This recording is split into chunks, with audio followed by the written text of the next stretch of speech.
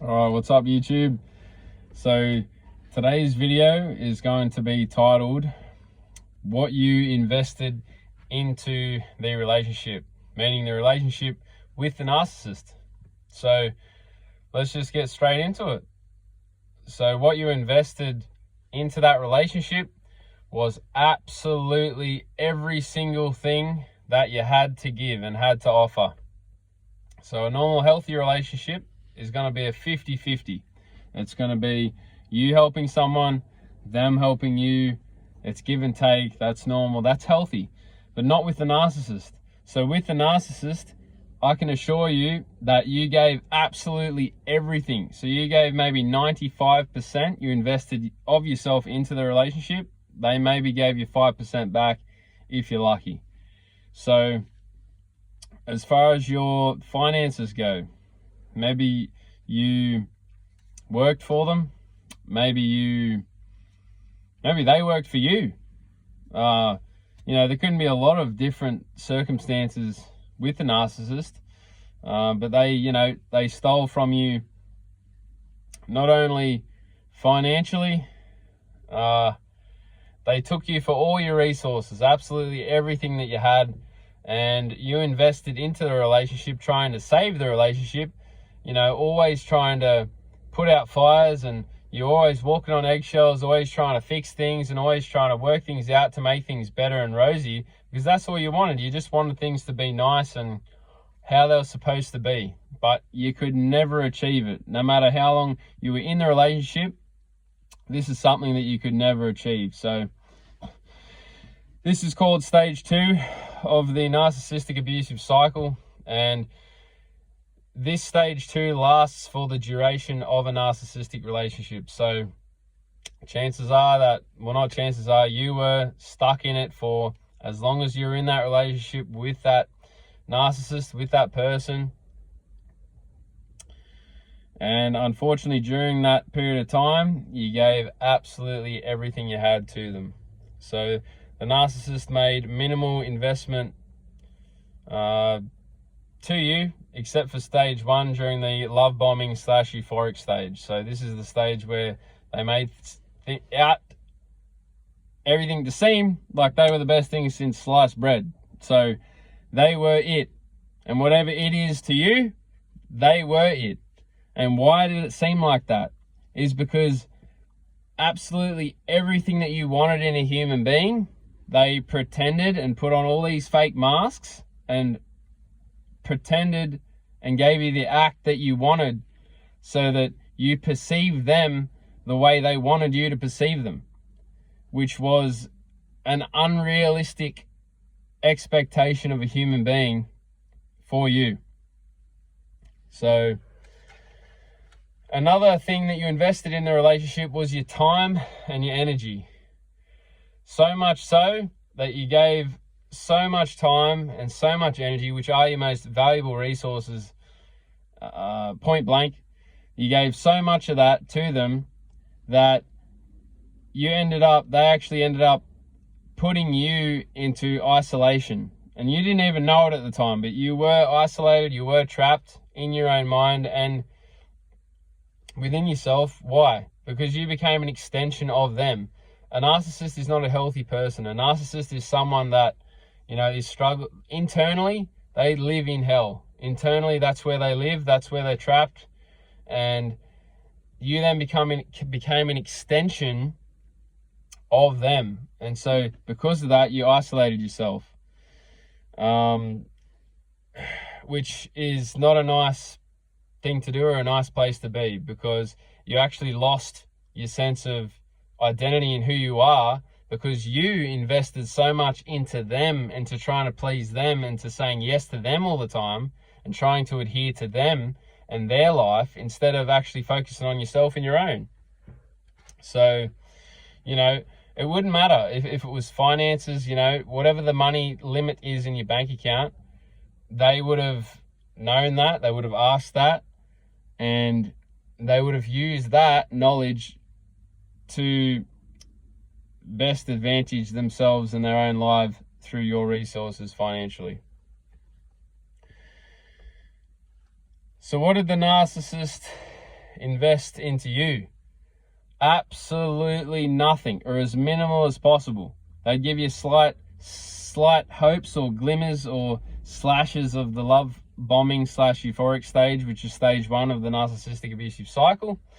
And they would do that by pretending to be interested in hobbies or things that you like. So it could have been music, for instance. You could be listening to a song or a genre of music that you like. They'll pretend like they like that type of music, or like as if they listen to that, when in fact they don't.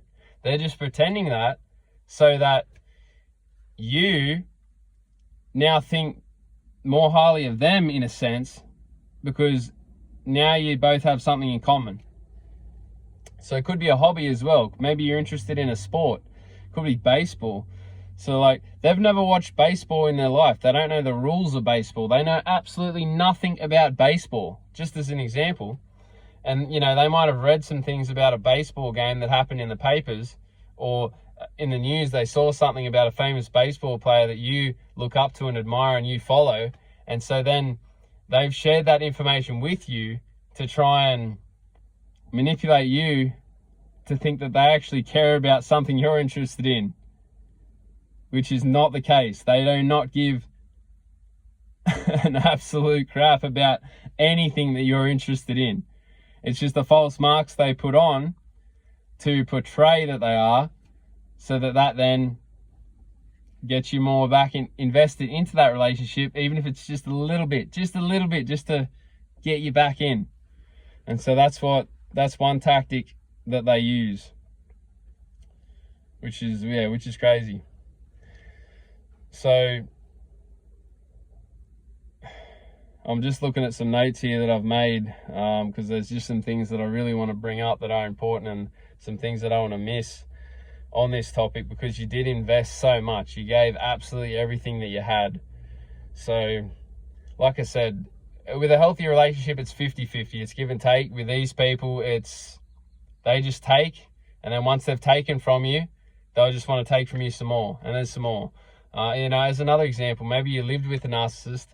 Maybe you cleaned the whole entire house. So you vacuumed the floor, you mopped the floor, you went shopping, you filled up the fridge, you paid for everything, you did everything, you cleaned the bathrooms, you spent maybe 6 hours on any particular given day making sure the place was absolutely pristine. Maybe you mowed the grass, you cut the grass, you cleaned the windows, you water blasted the driveway, you went above and beyond, you cut the trees, you cut the hedges, you did everything known to man to try and, you know, just get a comment, to try and please them, to try and make them happy.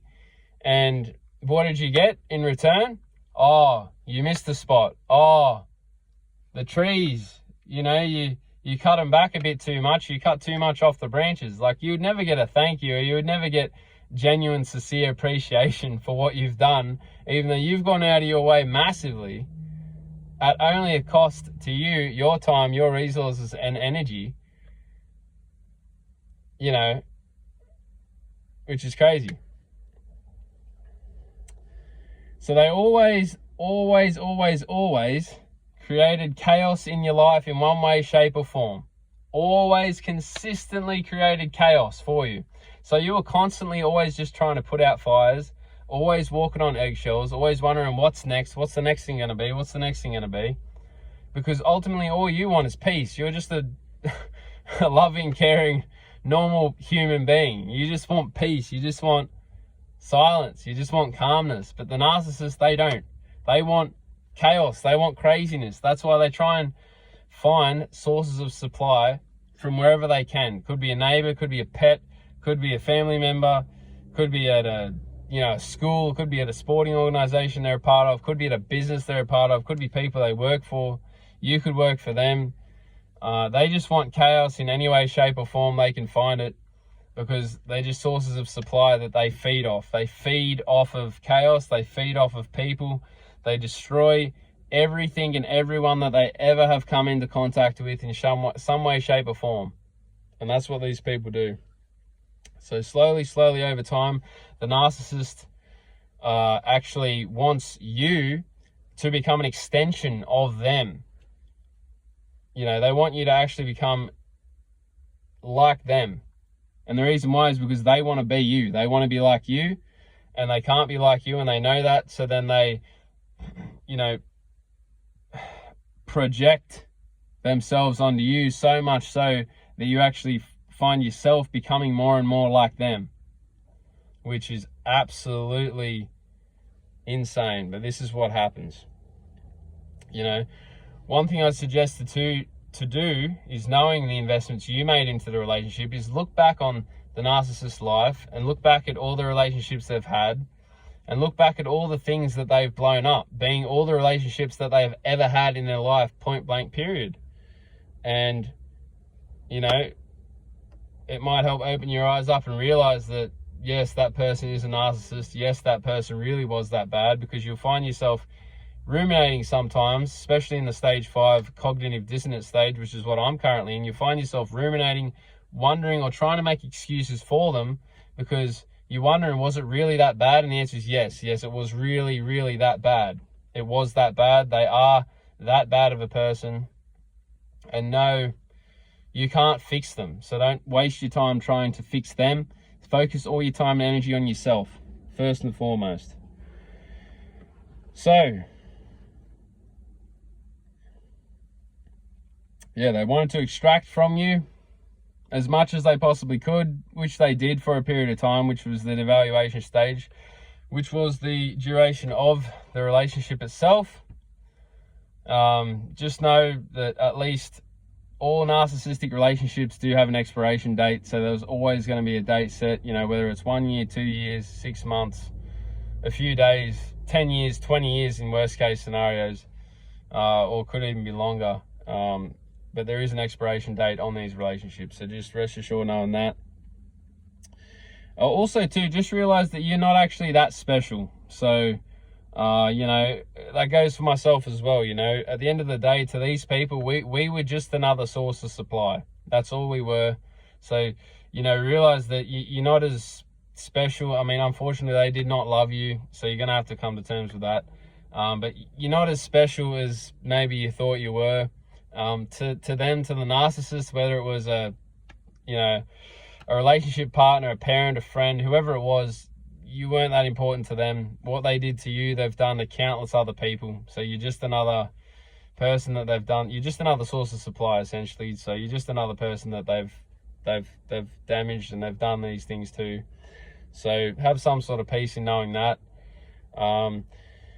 This basically wraps it up. This is all I wanted to cover on today's video. So these are all the things that you invested into the relationship. And I hope that with knowing all these things, like I said, just don't waste your time trying to change the narcissist, because it's not something that's achievable. You cannot change them. They are who they are. You are who you are, which is a beautiful, bright, shining light. So know that. And with all that said, please like, comment, subscribe, share the video. Hope you found value in it. God bless. Have a great day wherever you are, and we'll see you in the next one. Peace.